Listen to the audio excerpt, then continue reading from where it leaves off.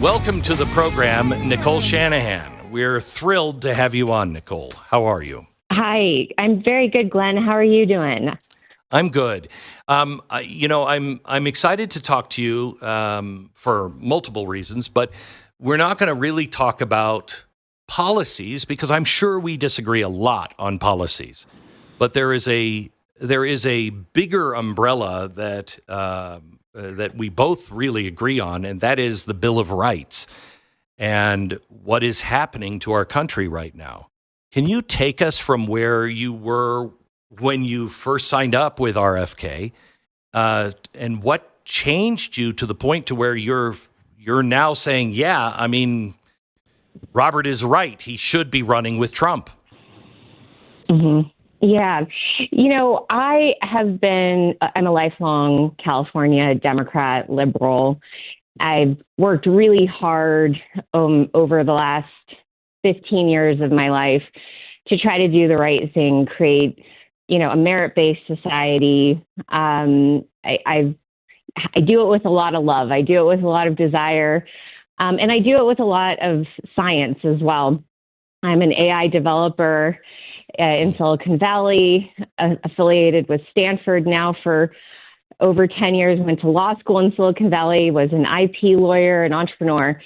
So I, was very comfortable within the Democratic Party for many years, but I have to say something happened in 2016 that started a cascading series of events that has led to a amorphous in the Democratic Party that make it immoral, in my opinion, unprincipled, wow. Lacking honesty, lacking transparency, lacking competence. And they feel entitled to throw away very, very important principles like the Bill of Rights, principles like, our First Amendment, free speech, principles like not using sabotage in democratic processes. And they feel entitled entirely. And I've done this investigation. I did this investigation prior to leaving to the party because I tried to reform the party.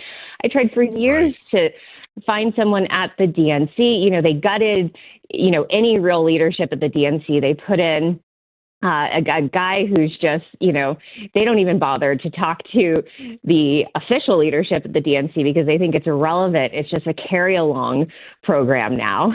It's just a carry-along group that just is almost an administrative pocket for the Pelosi contingent. And so I saw it falling apart from the inside with a great deal of concern. And, at some point as a donor, they kind of just push you into a corner and they say, well, if you don't want Donald Trump, you have to support us. And that's their bottom line. That's all they have left as a policy is not Donald Trump. And my last response in the weeks before I left the party was that is not a policy. That is not leadership. Yes. You can't run on a platform of not Donald Trump.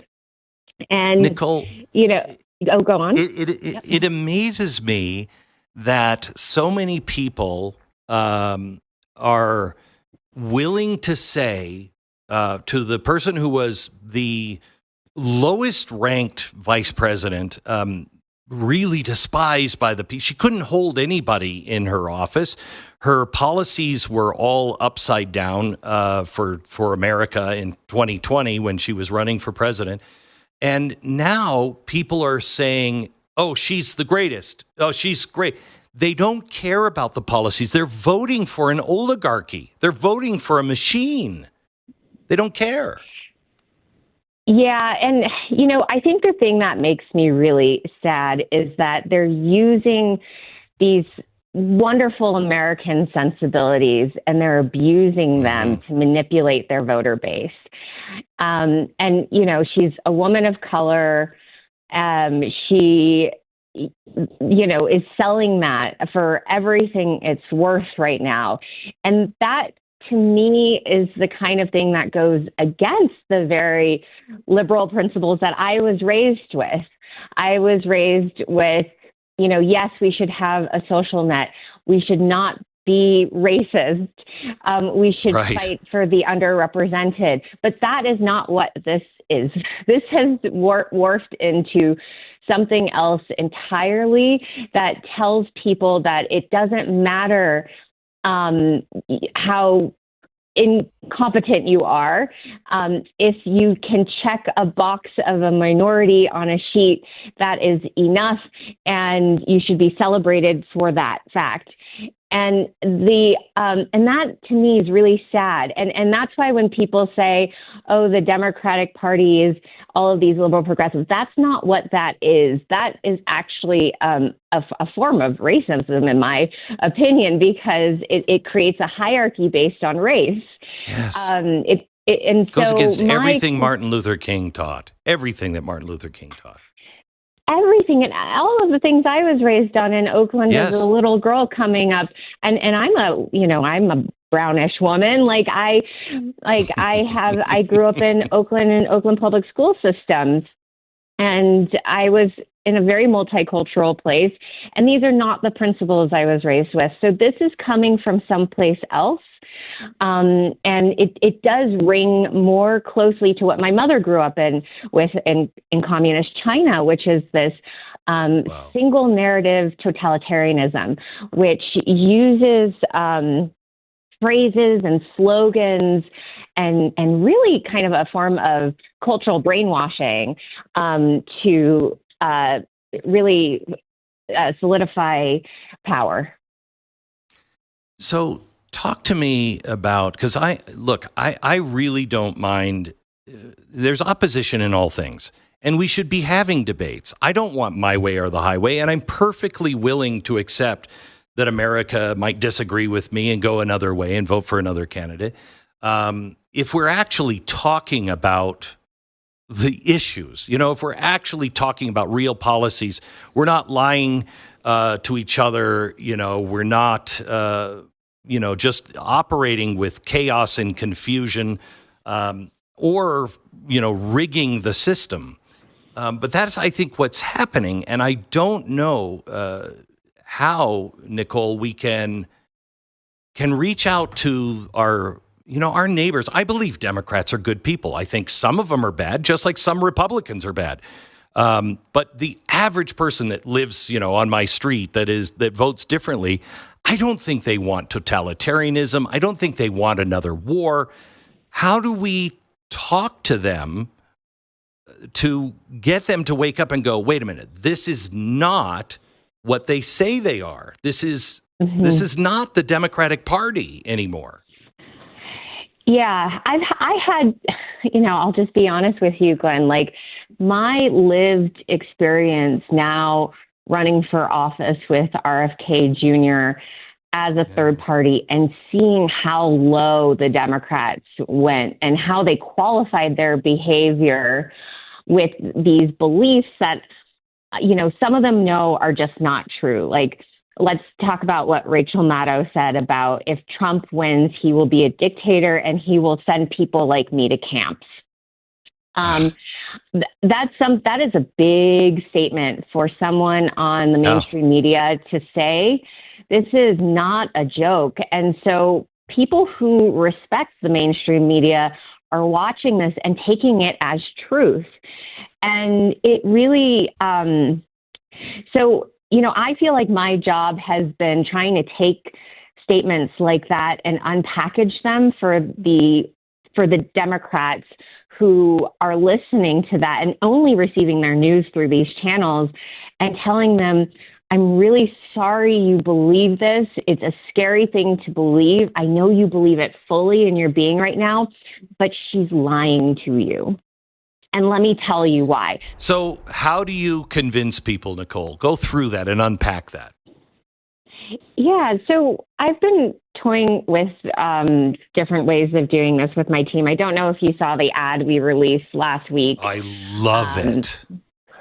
Trump Derangement Syndrome. Yeah, it is so good. I had never even heard of that term until I went on Tomi Lahren and she used that phrase. And then after my interview with Tommy, I had to look it up. And I thought it was really interesting because when I when I paired this idea of like, people are so afraid of Donald Trump for these reasons, for the reasons that, Rachel Maddow is propagating, it really creates a environment of psychosis. So I try to approach it in the same way I approach somebody who's having a really hard time.